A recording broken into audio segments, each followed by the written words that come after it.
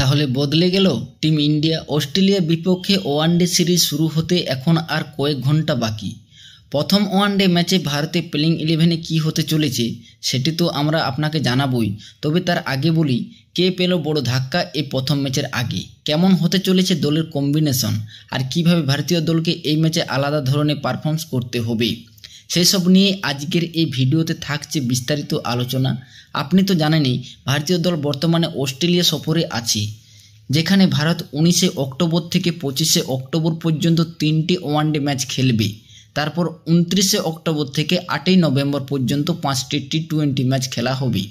এই সিরিজটি অত্যন্ত গুরুত্বপূর্ণ, বিশেষ করে তখন যখন ভারত 2027 সালের ওয়ানডে বিশ্বকাপের জন্য নতুন দল গঠনের পথে রয়েছে। একই সঙ্গে ভারত 2026 সালে টি20 বিশ্বকাপের প্রস্তুতি নিচ্ছে। দুই দিক থেকে এই সফর ভারতের জন্য গুরুত্বপূর্ণ, কারণ অস্ট্রেলিয়ার দলের শক্তি ও প্রতিপত্তি সবাই জানে। ভারত ও অস্ট্রেলিয়ার মধ্যে যে প্রতিদ্বন্দ্বিতা চলছে সেটি সবসময় তীব্র, আর সেই প্রতিদ্বন্দ্বিতার আগুনে আরও ঘি ঢেলেছে অস্ট্রেলিয়ান খেলোয়াড়রা ভারতীয় দলকে উপহাসকে। আর এ নিয়ে যারা আনন্দে আত্মহারা হয়ে আছে তারা কারা সেটা তো সবাই জানে, আমাদের পাশের দেশটি সেই কুখ্যাত প্রতিবেশী। এখন হয়েছে কি, ভারতীয় দল যখন অস্ট্রেলিয়ার মাটিতে পৌঁছেছে তখনই নতুন বিতর্ক শুরু হয়েছে। এশিয়া কাপে যে নো হ্যান্ডশেক কন্ট্রোভার্সি তৈরি হয়েছিল সেটি নিয়ে আবার নতুন করে শোরগোল। ভারতীয় দল ঠিক করেছে তারা হাত মেলাবে না, অর্থাৎ নো হ্যান্ডশেক নীতি এখনও চালু আছে। এমনকি আইসিসি ওয়ানডে বিশ্বকাপও সেটি দেখা গেছে। সেখানে ভারত খেলছিল অস্ট্রেলিয়ার বিপক্ষে, আর এশিয়া কাপে খেলছিল পাকিস্তানের বিপক্ষে। ভারত এশিয়া কাপ জিতে অস্ট্রেলিয়া পৌঁছেছে, আর সেখানে গিয়ে ঘটেছে এর নতুন বিতর্ক।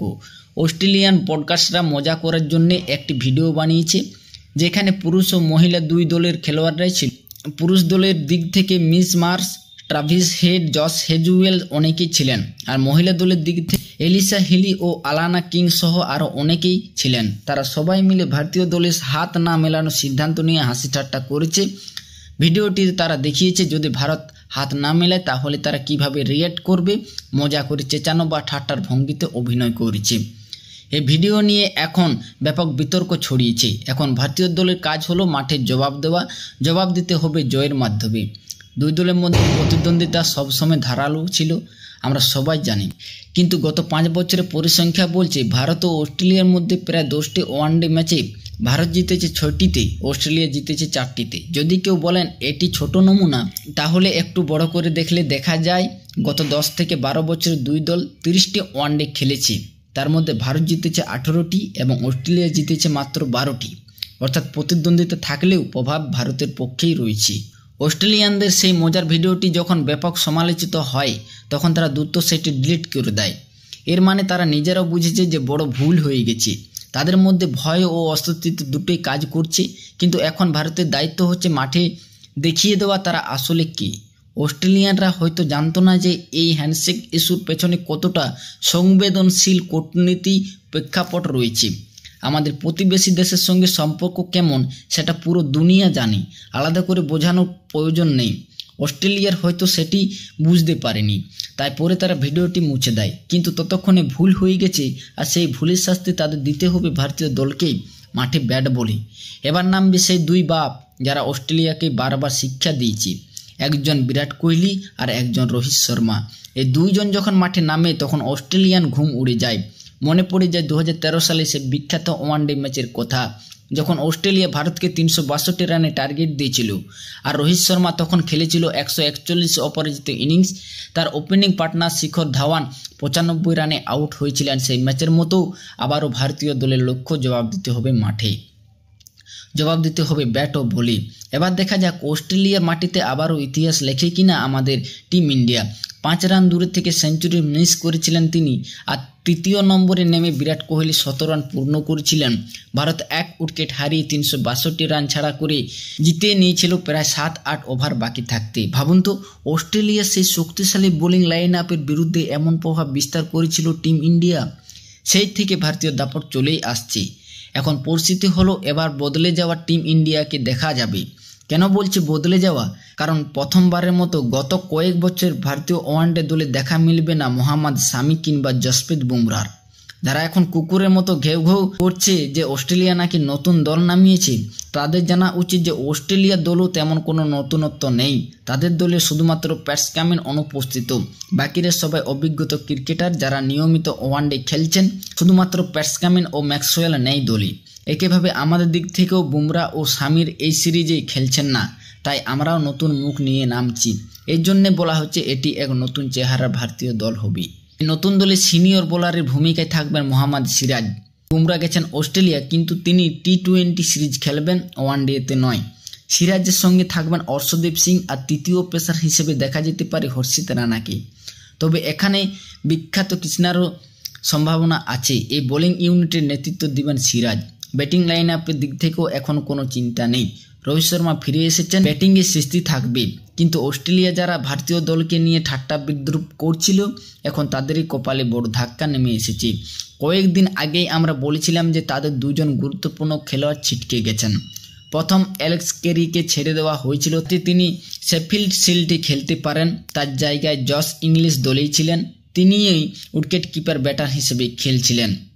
কিন্তু এখন নতুন খবর হলো জশ ইংলিশও চোটের কারণে ফিট নন এবং প্রথম ম্যাচ থেকে ছিটকে গেছেন। তার জায়গায় তড়িঘড়ি করে ডাকা হয়েছে জর্জ ফিলিপকে, যিনি সম্প্রতি ইন্ডিয়ার বিপক্ষে সেঞ্চুরি করেছিলেন। অ্যালেক্স ক্যারি হয়তো দ্বিতীয় ম্যাচে ফিরতে পারেন, কিন্তু অ্যাডাম জাম্পা আগে ব্যক্তিগত কারণে সিরিজ থেকে ছিটকে গেছেন। অর্থাৎ অ্যালেক্স ক্যারি, জশ ইংলিশ এবং অ্যাডাম জাম্পা এই তিনজনে প্রথম ম্যাচে অনুপস্থিত। এখন এসেছে নতুন ধাক্কা, ক্যামেরন গ্রিনের চোটের খবর। অস্ট্রেলিয়ার অন্যতম সেরা অলরাউন্ডার ক্যামেরন গ্রিন সাইড স্ট্রেনের সমস্যায় পড়ে সিরিজ থেকে ছিটকে গেছেন। বোর্ড জানিয়েছেন তিনি এখন পুনর্বাসন প্রক্রিয়া যাবেন এবং পরে শেফিল্ড শিল্ডে শেষ দিকের ম্যাচগুলিতে ফিরবেন, কারণ অস্ট্রেলিয়ান বোর্ড কোনোভাবে চান না তাকে ঝুঁকির মধ্যে ফেলতে, যেহেতু সামনে রয়েছে বিশাল টেস্ট সিরিজ অ্যাশেজ। এখনও জানা যায়নি ক্যামেরন গ্রিনের পরিবর্তে কে আসবেন, তবে এটা নিশ্চিত যে এই চোট অস্ট্রেলিয়ার ভারসাম্য নষ্ট করতে পারে। তাদের হাতে মিচেল মার্শ, যিনি অধিনায়ক ও অলরাউন্ডার দুই ভূমিকাতেই থাকবেন, কিন্তু প্রশ্ন হলো তিনি কি ক্যামেরন গ্রিনের মতো 10 ওভার বোলিং দিতে পারবেন? ক্যামেরন গ্রিন সেই ফ্লেক্সিবিলিটি দিতেন যা এখন অনুপস্থিত। অবশ্য বোর্ড ইতিমধ্যে একজন নতুন ব্যাটার হিসেবে মানাস লাবুশেনকে দলে ফিরিয়ে এনেছেন। লাবুশেন মূলত ব্যাটার, যদিও মাঝে মাঝে লেগ স্পিন করতে পারেন। প্রায় 1 বছর পর তিনি দলে ফিরছেন, কারণ গতবার তার পারফরমেন্স খুব ভালো ছিল না। এখন দেখা যাক তিনি কি করতে পারেন। অন্যদিকে ভারতীয় দল এইবার নতুন সংমিশ্রণ মাঠে নামবে অস্ট্রেলিয়াকে হারানোর লক্ষ্যে। এই বদলে যাওয়া টিম ইন্ডিয়া তাদের ব্যাটিং বোলিং দুই দিক থেকে নতুন চেহারা দেখাবে। সামি ও বুমরা না থাকায় সিরাজ, অর্শদীপ, হর্ষিত রানা কিংবা বিখ্যাত কৃষ্ণার উপর নির্ভর করবে বোলিং আক্রমণ।